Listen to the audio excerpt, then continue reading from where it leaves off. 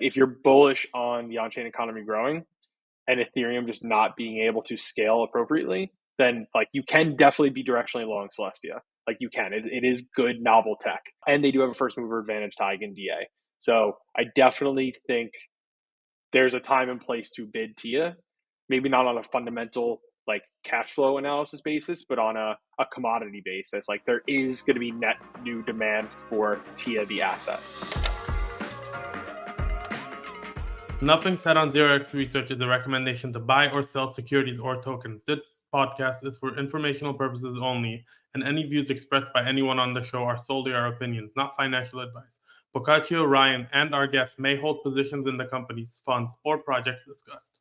What's up, guys? Welcome back to another episode of 0x Research. I'm joined by Ryan, Pibbles, and Effort Capital from the Blockworks Research Team to talk about what's happening in the markets. Before we get started, I just wanted to remind all of our listeners that the permissionless free tickets go up in price day by day. So if you want to buy those tickets, make sure to use code 0x10 and make sure to buy it as soon as possible. I am still in the podcast phases where I'm struggling to find topics. I think it might be potentially because I feel like markets are semi-boring. They're not boring, but I feel like we had more fun times in the markets like last month.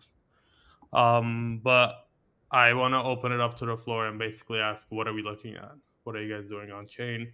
Not on chain? What are you tracking?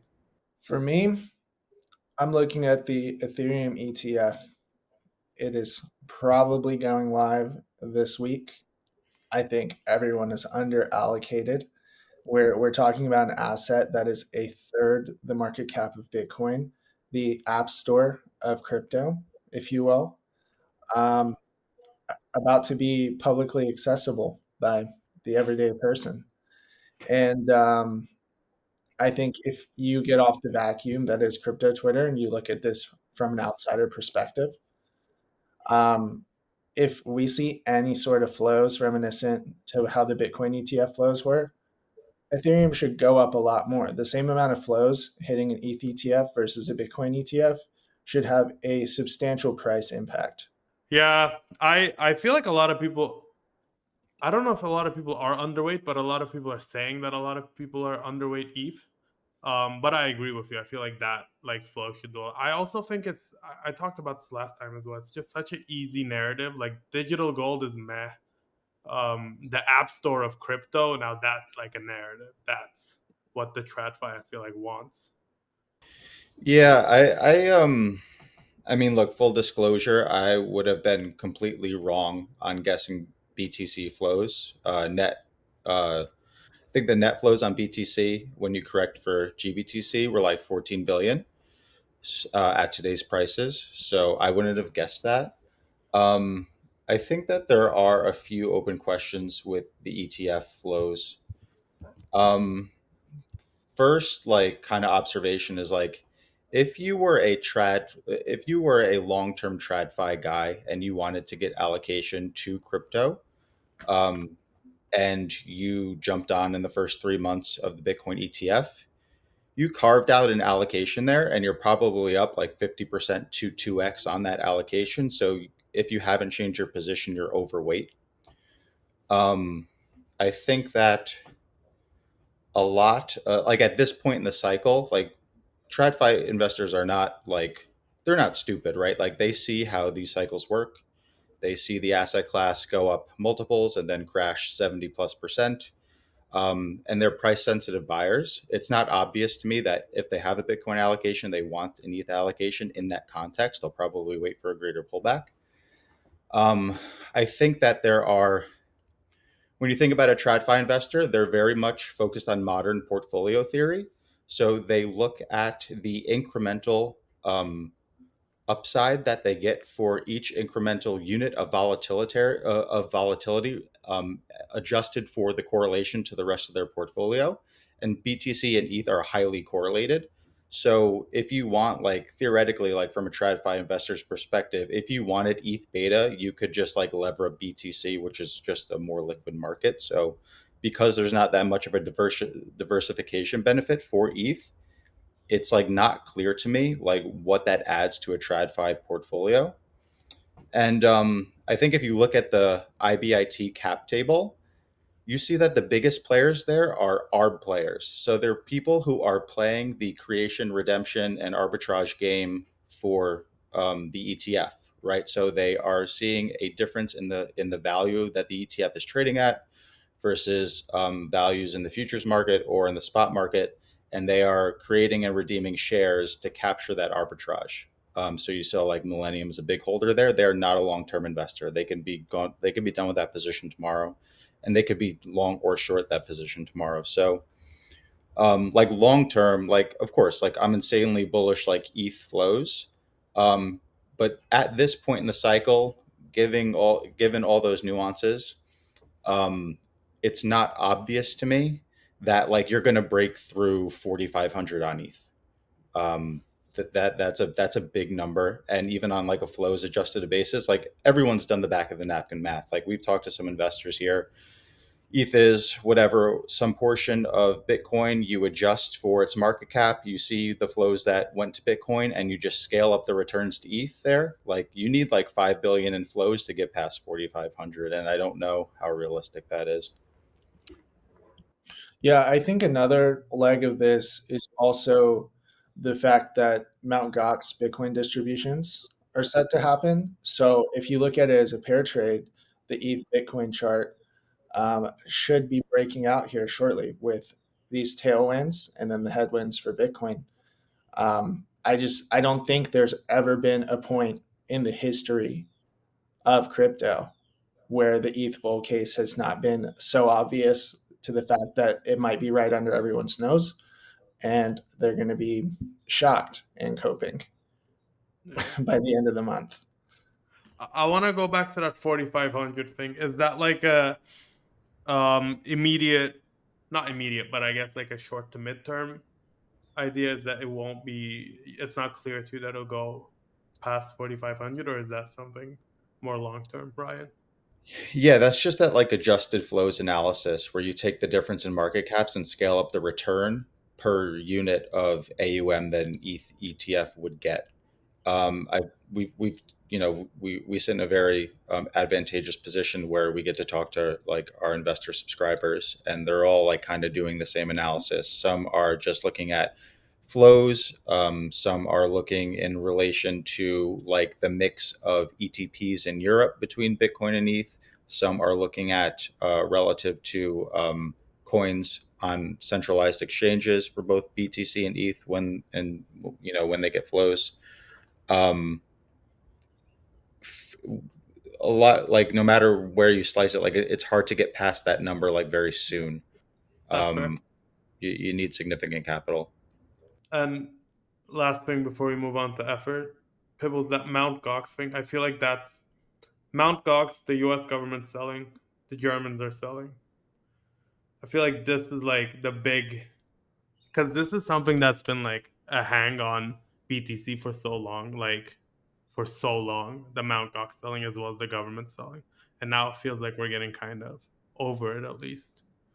How do you think that like after it's done, what do you think people come back and say, oh, now we're gonna have like X selling, or do you think this is it?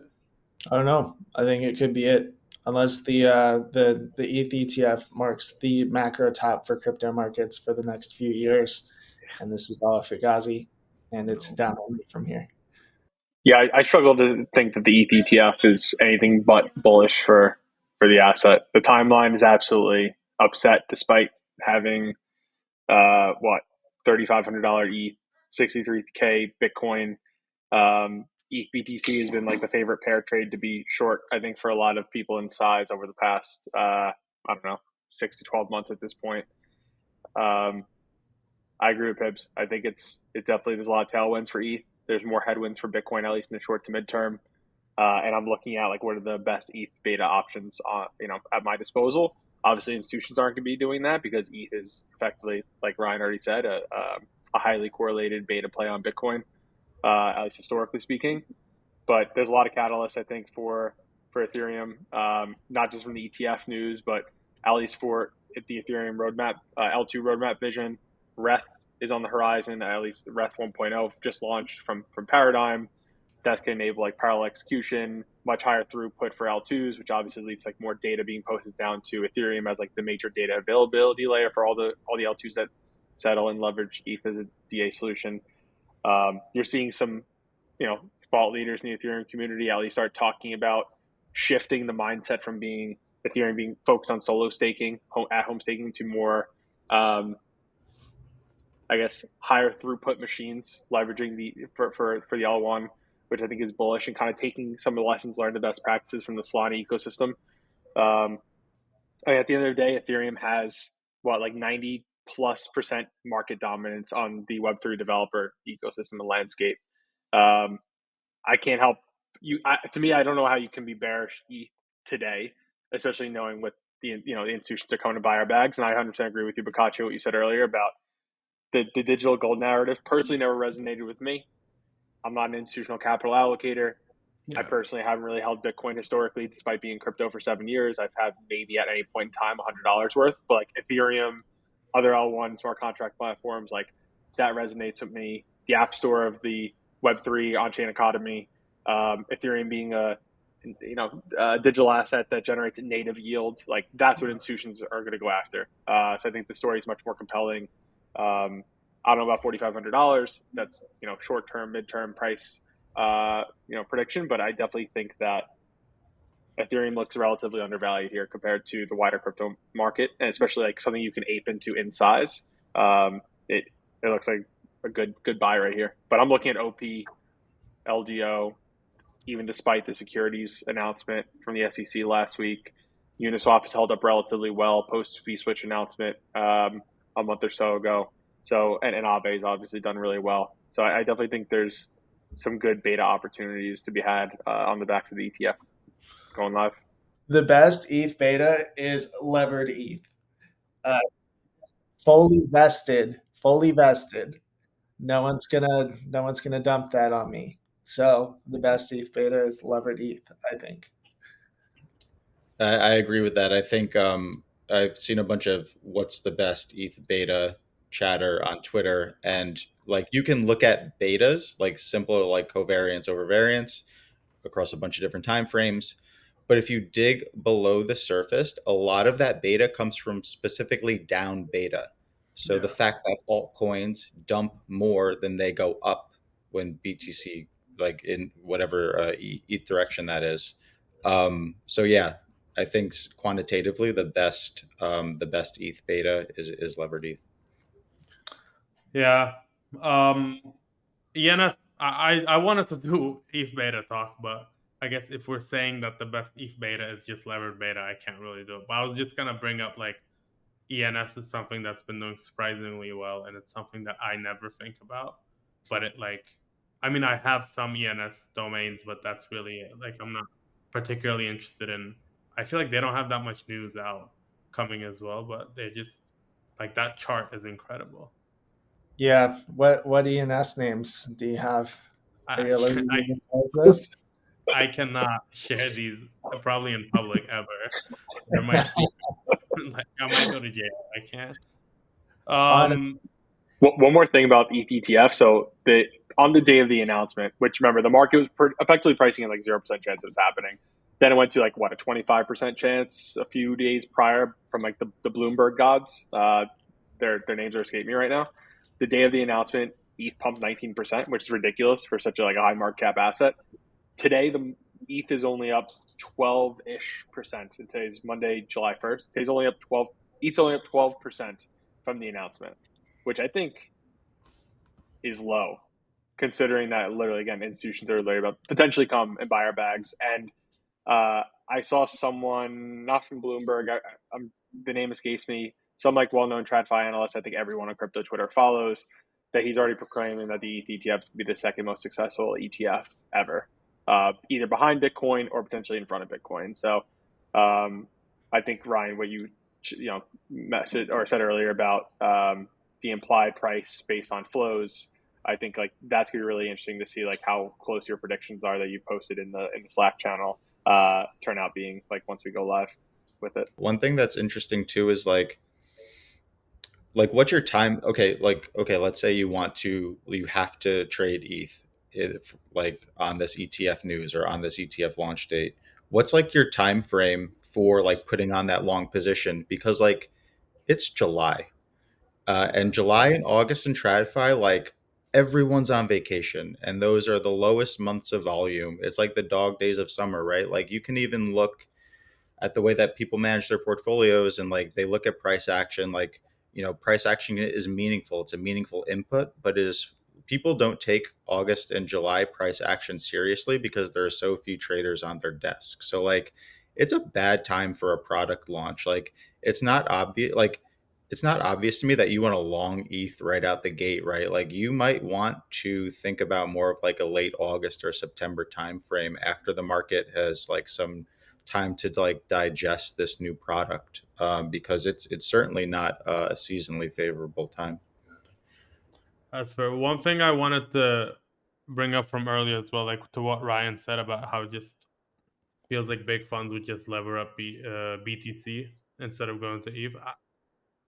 I think that makes sense, especially like, I mean, we were all at DAS and you talk to people in like these big banks, these big funds, they're not particularly like adept. They don't really understand ETH very well.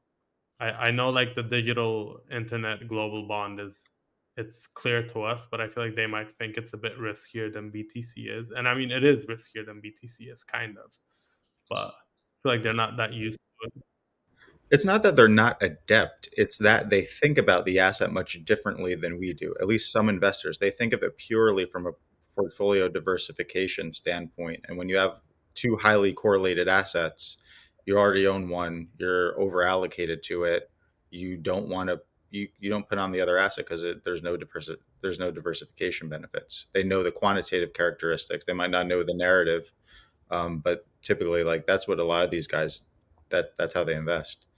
But if you're like, this is like the narrative for ETH is better, and I mean, since it's lower market cap, it might just go higher than BTC will. Like it might increase more. Why wouldn't you just say, look, like if I'm going to bet on crypto, I'm going to bet on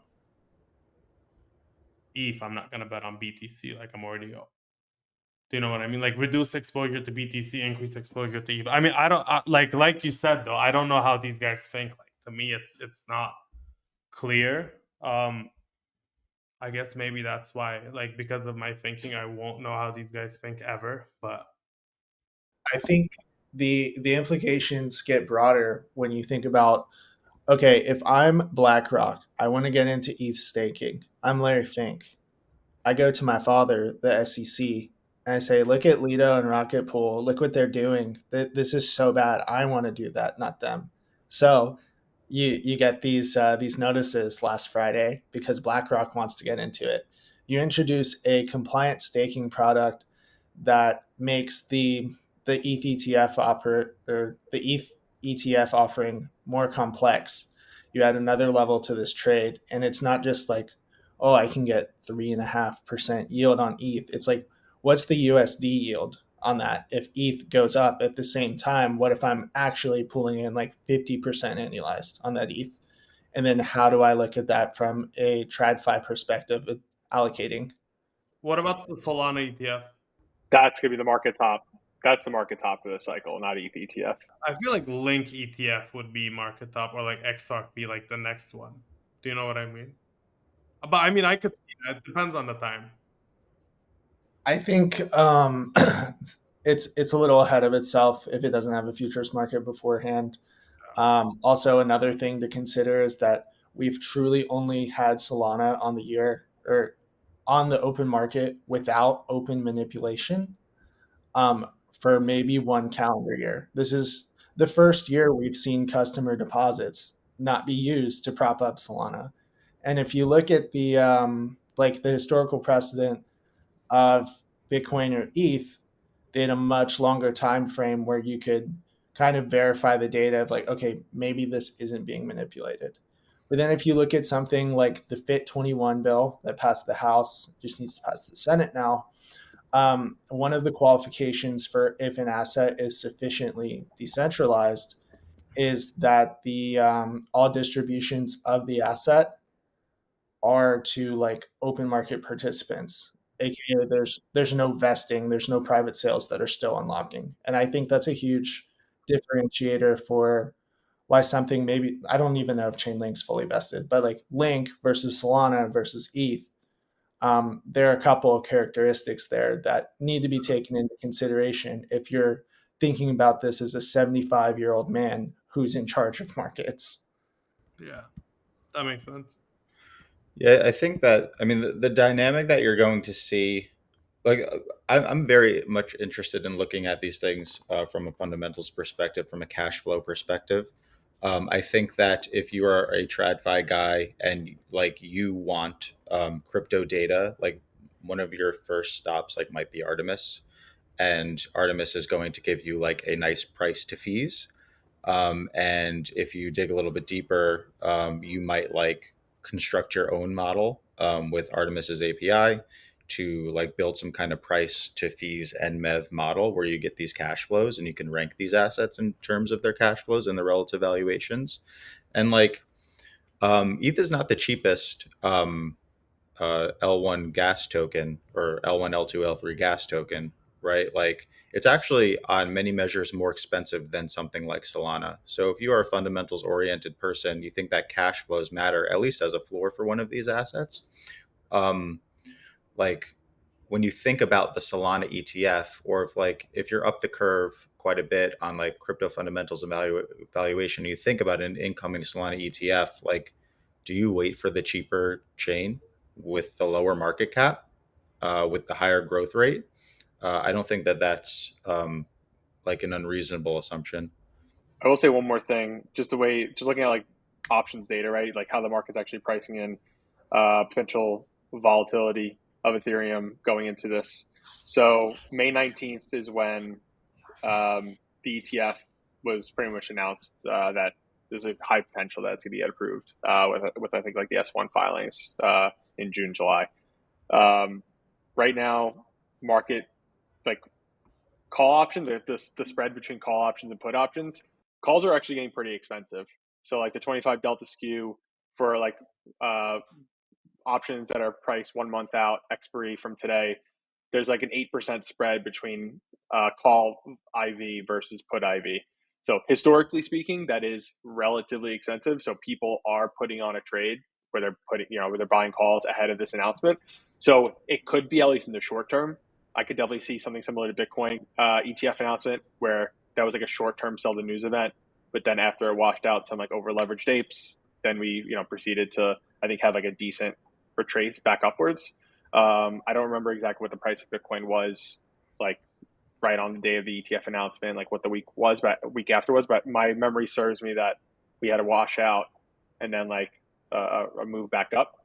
Please jump in if someone can correct me if I'm wrong there. But I could definitely imagine there being a similar move, just the way like I think the options market's pricing.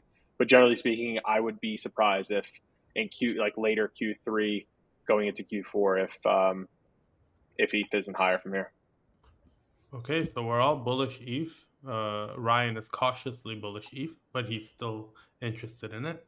This is great news.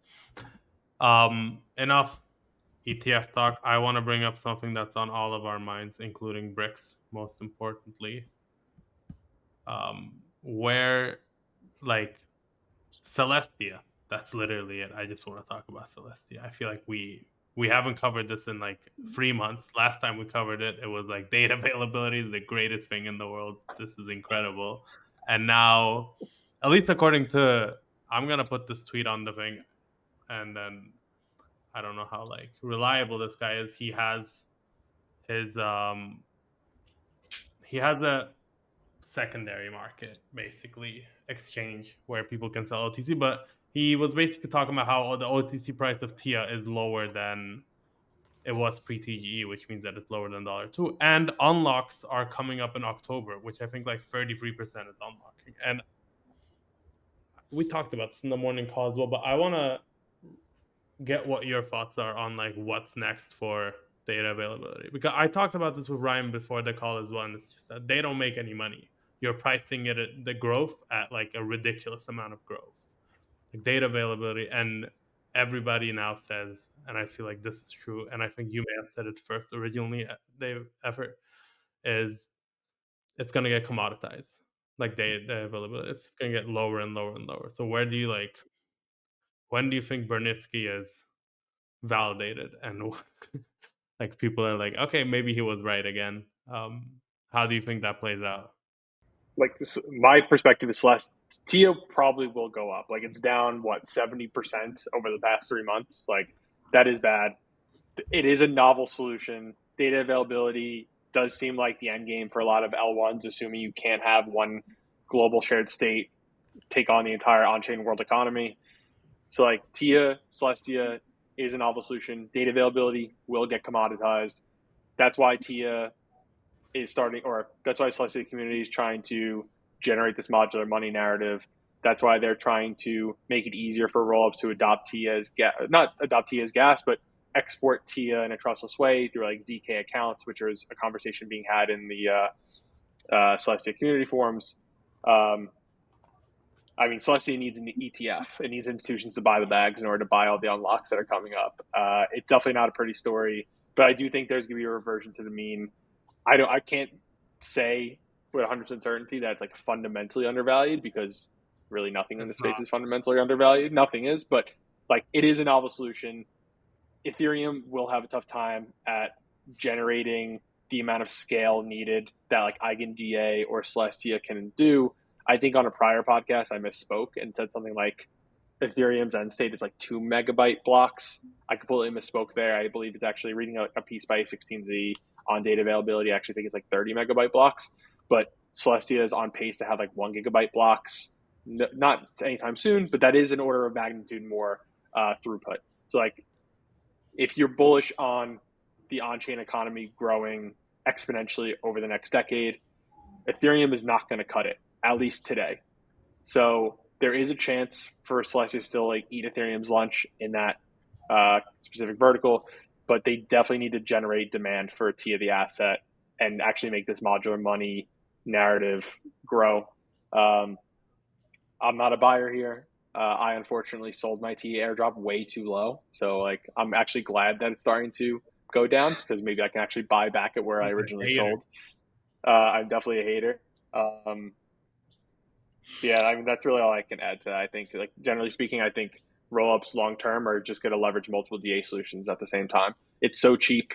They're paying sub cent like per megabyte costs, or sub 20 cent per megabyte costs. That's only going to get lower from here. I definitely see a world, especially because data availability, if you share one with another rollup, it does help enable trustless interop. Ideally, you want your rollup to be interoperable with every single other rollup or other chain in the world. So I see a world where like every chain, every rollup leverages data availability solution from Celestia, EigenDA, Ethereum, and Near, and Avail, and Nuffle all at the same time, and it pretty much costs zero to do that. I don't know why you wouldn't want to do that for redundancy purposes and for extra interop. When I first met with the Blockworks team, I was reading all of the research that you guys had put out. This was early in the year, and I came across some tweets by Dan, our top data guy, who did the back of the napkin math on how TIA gets to $50 million in revenue. And it's via 4,000 arbitrums posting data to Celestia.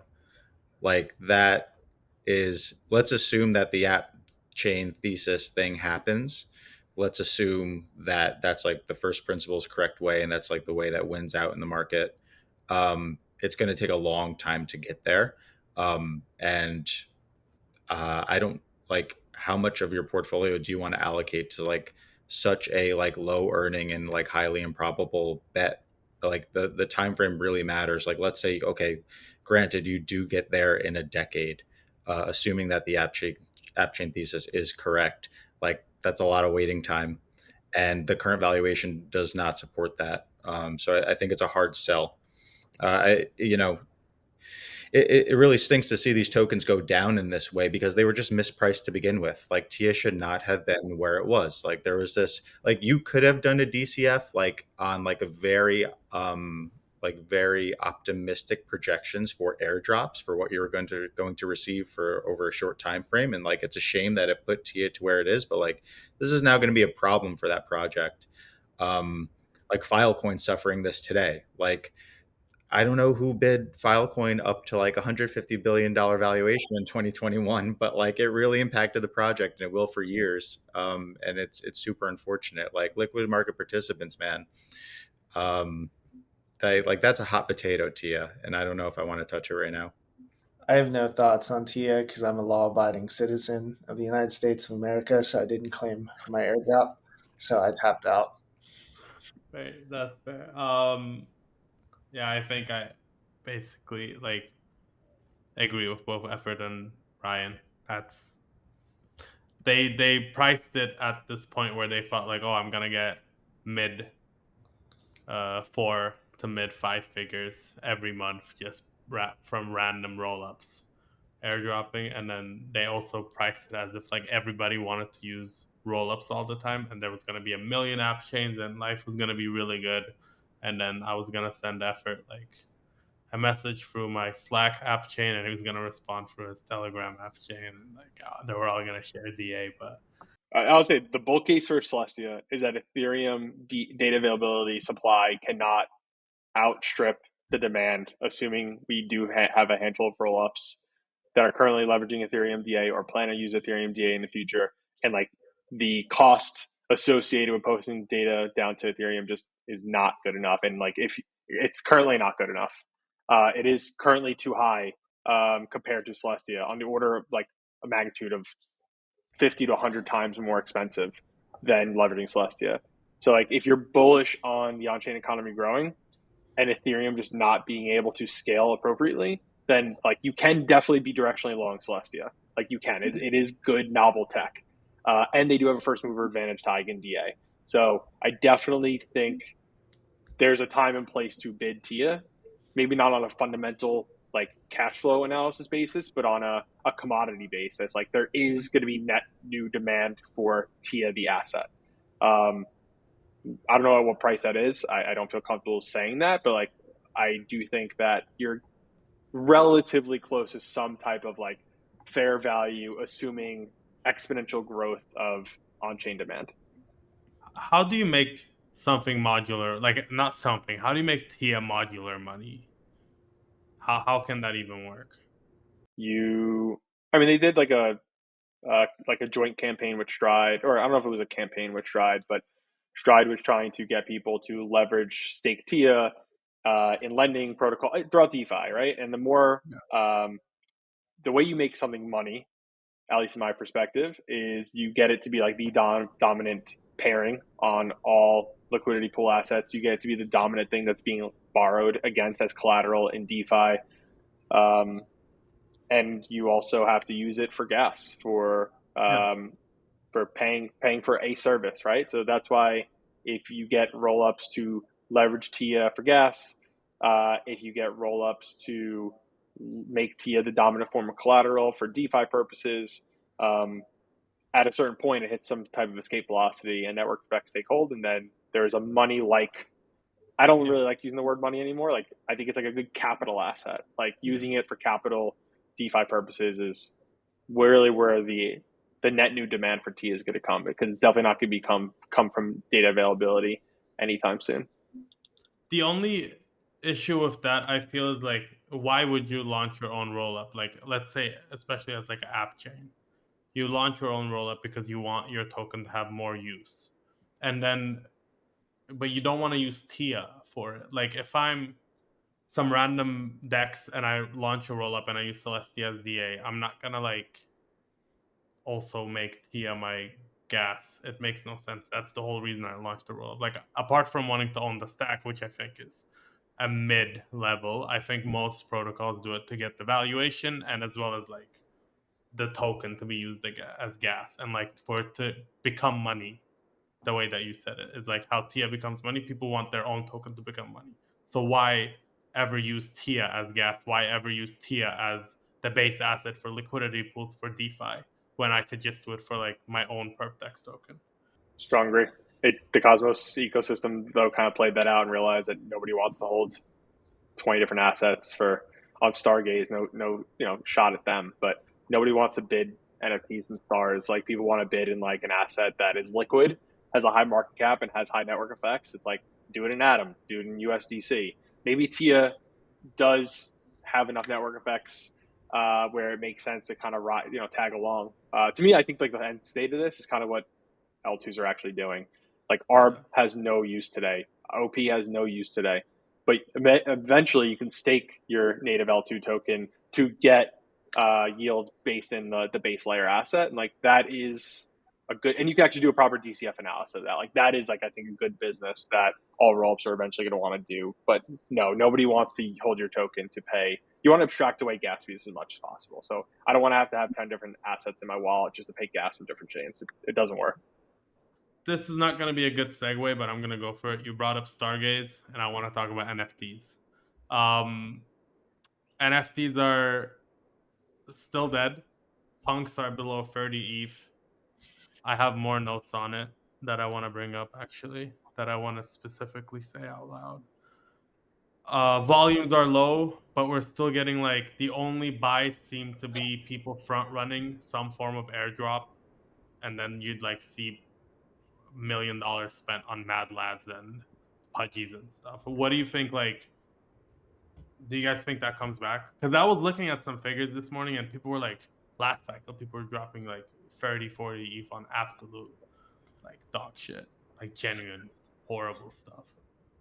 So I think that when you think of NFTs, you have to think of it differently from when you thought of it in 2020, 2021 speculative PFPs. I think you need to look at it from the frame of something like Zora, where it's more about like empowering a creator economy, distributing your work, like your creative works, and connecting with your fan base.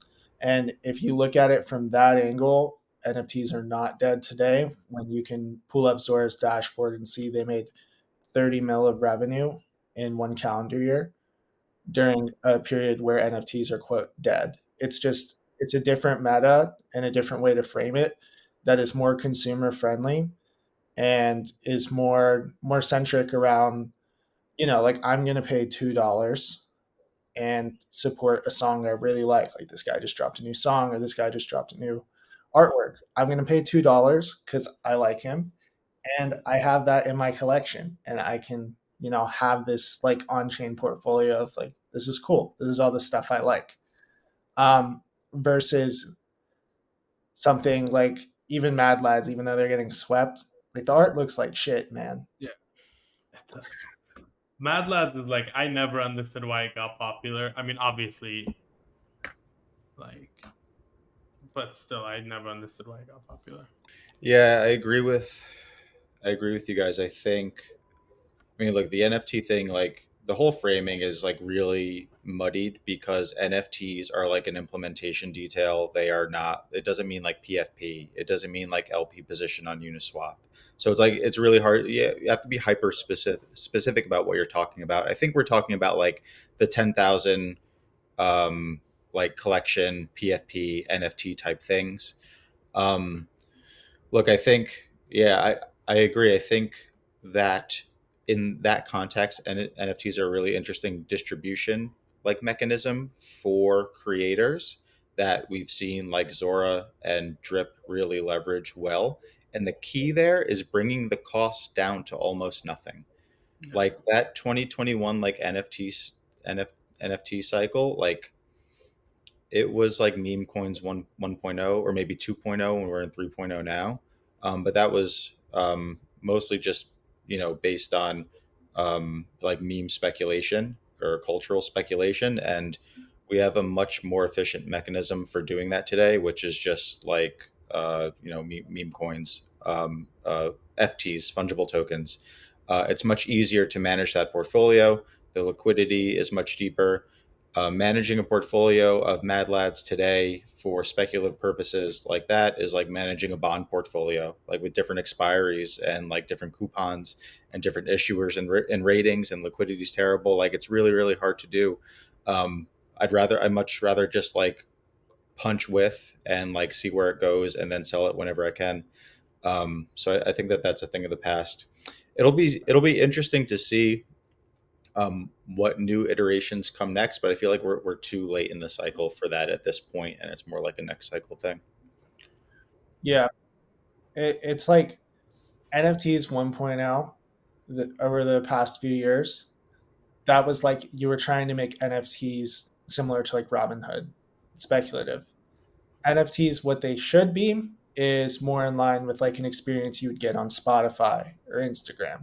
It's like these areas where you can access something really cool, but like I'm not opening Spotify every day because I think I'm going to make a profit on Spotify. It's content I generally like enjoy accessing, and that's what NFTs have to be for success. Yeah, I've been using Zora more and more every day, and I really like it. And I'm really excited to see, like, I think one cool thing we talked with Intuition about this as well. This is semi-related to them, I think, but it's like if I am buying stuff through like a specific wallet on Zora, like minting stuff, I like the idea that maybe in the future they might do some form of algorithm to recommend to you specifically what type of NFTs you might like. Like I think stuff like that will be really cool. Like being able to look at your on-chain history, and in general, like I'm getting like early, not Instagram. We were talking about this with Ben and Natalie on like a few weeks ago on the podcast, and it was like it's kind of like Tumblr in the original days, like Zora especially, or like early Instagram, but like the more artsy aesthetic side of it. It's quite fun. I do this. I don't think that PFP NFTs are done though. That's like my only. I think a lot of people are like, oh, it's like the PFPs are, they're not like they're gonna just keep going down the shitter. I don't like. There's I would say they need they need utility. Utility is bullish for NFTs. I disagree. He's shaking head. No, yeah, no. Like owning to me, owning a PFP. Yes, there's a culture side to it. Yes, it could be like the Mona Lisa of on-chain economy. Yeah, yeah, yeah. Like there's like three of those that are maybe like punks are going to be one of them. Bored apes are not it. They're going to zero. A handful, maybe bad kids shilling my own bag. Like I don't know, but most NFTs, you want to feel like you're part of a community. You need to actually get people in real life to go do things, and owning that PFP actually unlocks the ability to do that. Like LinksDAO, maybe like a tangent example, but I'm an owner of LinksDAO. I'm able to actually participate at exclusive golf clubs. They have a pro shop where if I log in with my NFT, on chain of log on my wallet, I can get discounts on LinksDAO gear. Like that is actually useful. I don't know how much money for the LinksDAO membership originally, but based on discounts and based on their partnerships with Callaway and other like golf brands, I could actually make my money back easily within a year if I really wanted to use the like NFT to its full use. And like that is, I think, how PFPs generate value over time. As a man, yes, we feel like we need utility, but you underestimate the power of a little guy. And my girlfriend loves little guys, and a lot of girls everywhere love little guys. And a perfect example of this is calico critters, which are these tiny little figurines, and they're just these little fuzzy guys. And the community is enough for them. They all are ordering these calico critters. Sunny Angels is another one. They just like little guys. So we can't underestimate the power of the community of little guys. Bullish little guys. I got that. I can definitely get behind that. That's fair. I don't think utility is ever good for NFTs. I think it like gets put on some roadmap, and it's like that's like probably I love the effort, but that's like the take that I disagree with the most. I think the only way that PFPs do well is if they can associate themselves with a specific vibe or brand or like some form of a community. And the clearest example of this is like Bad Kids versus the Sloths. Sloths are fake, like it's manufactured. Bad Kids is like it has been adopted by Ethereum / Cosmos researchers, academics, like builders, etc. And like that's more of a genuine like community. Like when you see that, you assume that somebody has certain credentials, they're part of a certain group. The same thing with Malays. If you look at like somebody who's a Malady, you assume that they're certain credentials, like they have some form of aura. They participate in some form of community. It's like a specific person. And that's the same with Pudgies to an extent. Mad Lads, no. It used to be kind of like that. It was like back when Sol was sub 30. If you had a Mad Lad, you were like, oh, you're still a Solana believer, etc. But now it's just kind of like a bit random. But that's the only way that I see them working, as well as like, so you can flex on people. Like punks is both a flex as well as like you're a punk. Yeah, I think my overall take is how many of those can there actually be moving forward? We're gonna find out. Yeah, I don't think like every new roll up that launches is not going to like have their own PFP collection. Like Coinbase base makes sense because of the brand behind, the company behind the roll up, but like you're not going to see Arbitrum have its own PFP collection as like the punks of Arbitrum. Like that's not going to happen. I don't think. I could be wrong, but see, they had it. It's like Small Brains. They tried it. Do you guys remember yeah, Small Brains? they They had it tried. exactly. It didn't work out. It wasn't linear. Right. It didn't. Nobody wanted it. What is I mean, I think the better question here is like, how does an investor of any meaningful size like make money on like this NFT thesis? What's the big market? It seems hyper fragmented. It seems highly uncertain. If there is a fund that does this, I imagine it's going to be like one or two, and they're going to mostly be like digital art funds. I don't see like a great way to monetize this other than like some sort of issuance platform or like verticals in NFT trading. Like those are the only bets that make any sense to me. Yeah. So the best way to invest would be if Zora had a token, and you would just buy the Zora token because the platform itself made 30 mil in revenue. So you expect that to grow. But as far as like punting a portfolio of PFPs, No, that never works out. It's also like it shifts so quickly. Like the meta, it's so different from like even month on month. I thought Blur was touted as that, but people aren't really flipping NFTs anymore. We're not like that is done. I think like flipping PFPs, it doesn't happen anymore. So I don't really see like Blur as a like how what they get like 0.5% fees doesn't make it. Zora is cool. I guess Drip House because it's related. If they had a token, that's really it. Before we move on to more exciting topics, let's have a quick word from Pudgy Penguins. Thanks to our fantastic sponsor, LayerZero. What's up, guys? For this week's LayerZero snippet, I'm joined by Luca Netz, the CEO of Pudgy Penguins. Thank you for joining, Luca. Hey, happy to be here. You guys have built a really strong community over the past year and like a really good brand as well. What are some things that you guys did to achieve this? I think the community has been through every trial and tribulation that a community could go through in crypto, paired with us taking over and just giving them what they want. I think the combination of the two has ultimately led us to where we are today. That makes sense. How does LayerZero fit in with Pudgy Penguins? Yeah, I think through a couple of ways. First and foremost, the entire LayerZero team is Pudgy Penguin holders. And so they've been ingrained in the culture and in the lore since pretty much day one. Secondly, LayerZero powers a majority of our technical products. One of them, and probably most notably, being our little Pudgy's Bridge that is actually available across Binance Smart Chain, Arbitrum, Polygon, which allows little Pudgies to kind of navigate through the multi-chain terrain. And then lastly, just our back-end ecosystem products that are not necessarily as forward-facing is also powered by LayerZero. So from a community and culture perspective, they're ingrained, and also from an infrastructure layer, they pretty much power a majority of what we do.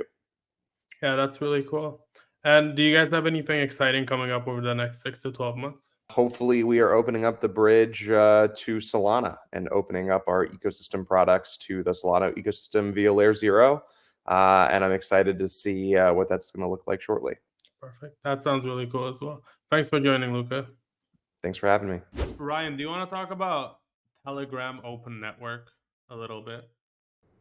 Yeah, sure. So I guess for the last few trading days, about a week or so, maybe more, I subscribe to a ton of Telegram like newsletters or messaging channels, and those channels are focused on like what are the biggest items in crypto every day, and every day there's something on ton, which is great for that ecosystem, right? So there's more talk about larger investment purchases, OTC. We obviously know about the large Pantera purchase. I think they're doing a second tranche. They were featured pretty prominently in a TradFi conference. It was Goldman with a bunch of institutional investors. TVL is up and to the right.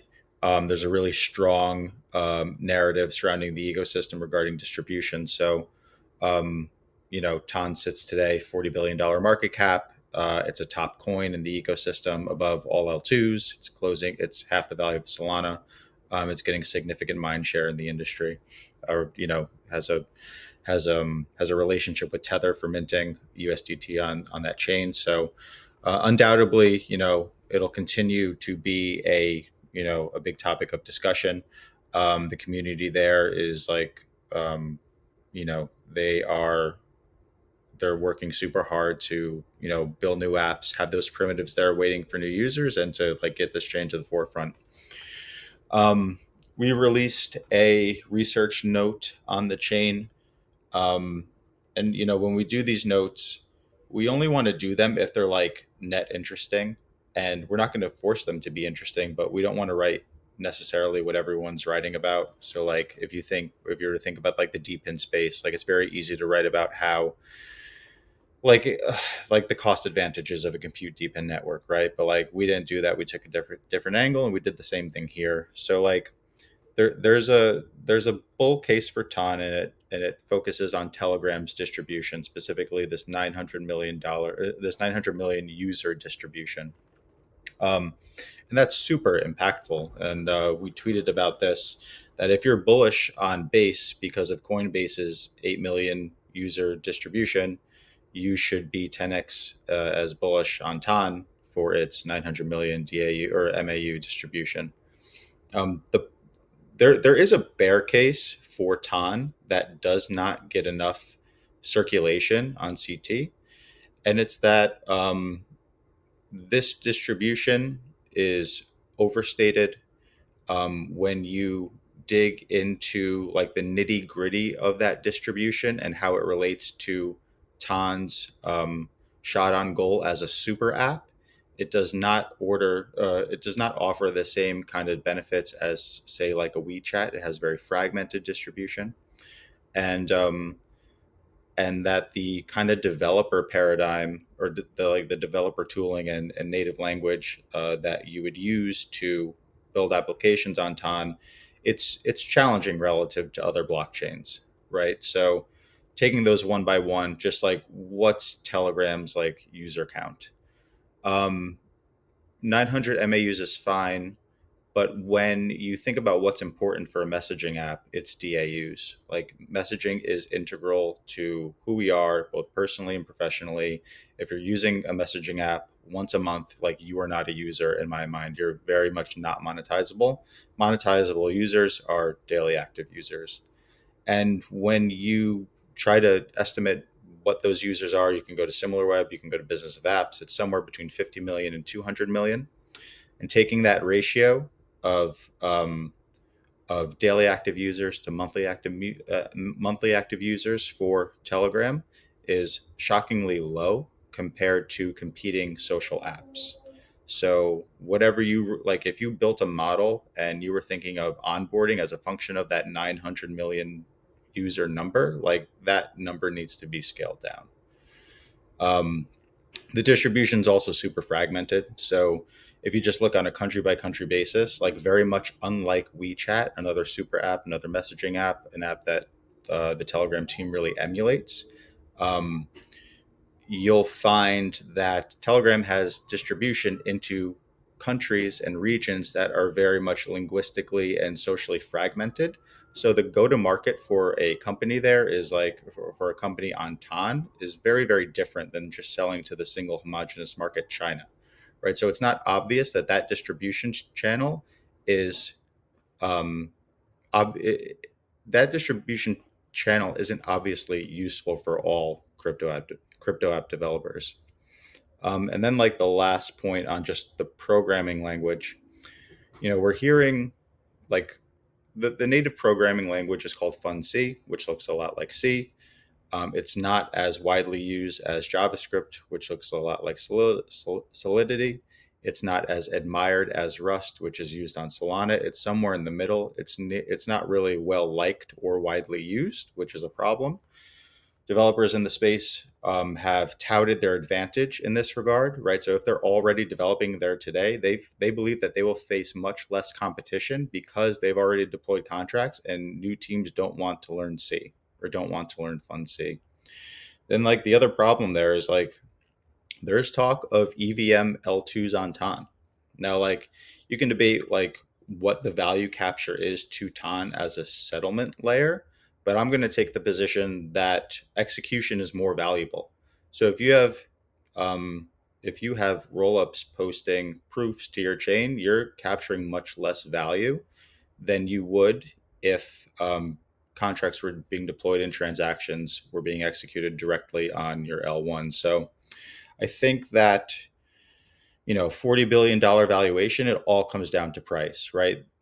All those facts aside, what matters is the price. If TON is like 1/50th of the price that it is today, like I think it's probably a massive buy. I think that everyone I think everyone on the call right now would want it in their portfolio. The real issue, like given the confluence of that evidence, is like, is $40 billion the right valuation for that asset mid-cycle today after a massive run-up? Like, as a new investor, do you want to buy that thing?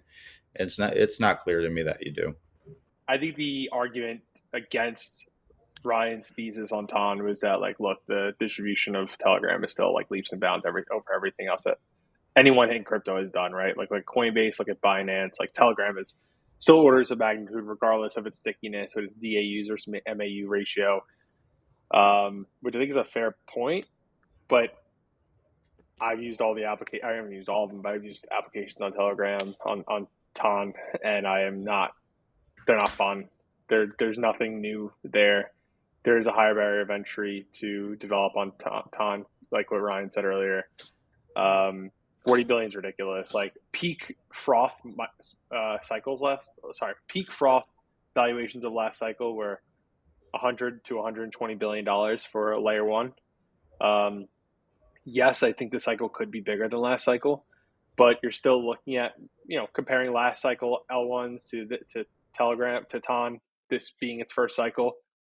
Relatively speaking, you're talking maybe another 2 to 3x. Like, hey, I'll take a 2 to 3x. That's nice. But I think you can make a strong argument like Bitcoin alone can do another 2 to 3x from here. Like if institutional flows are bullish and if there are rate cuts and liquidity profile, overall global liquidity increases, Ethereum obviously can easily do that if the if the ETF finds a lot of legs in terms of flows. There's just a lot better bang for your buck value plays out there, and I don't think TON is it.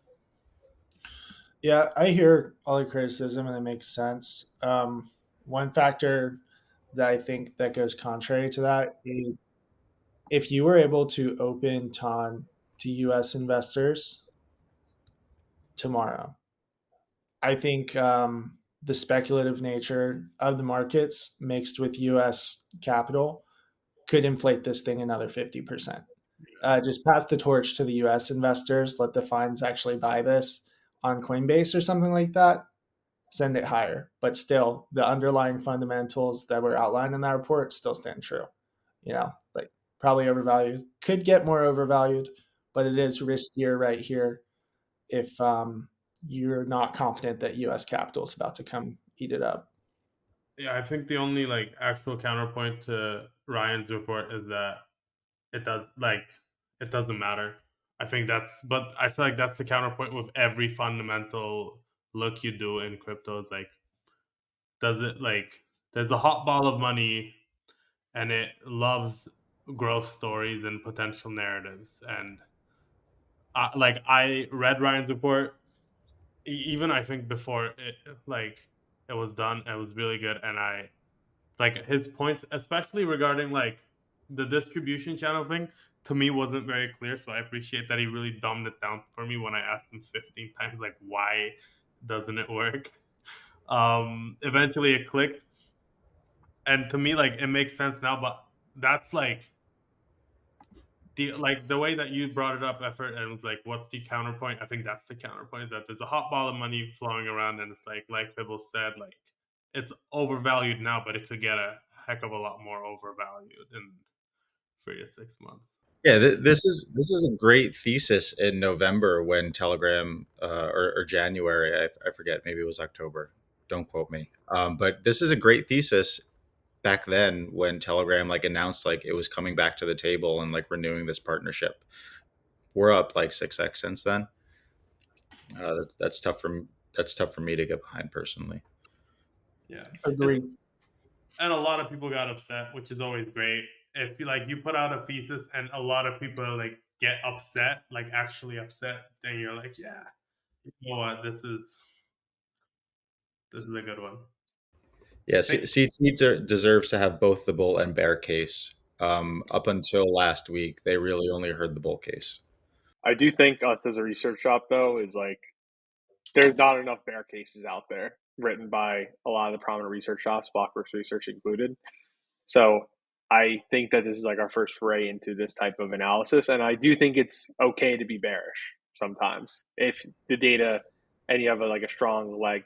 This equity analysts like make their name off of being bearish or bullish. Like you can't just be up only forever. Obviously, you're never going to time the market perfectly, but I think insightful analysis as to why you are bearish a particular protocol is something that's value add to market participants in this space. And there's not enough pieces out there like that.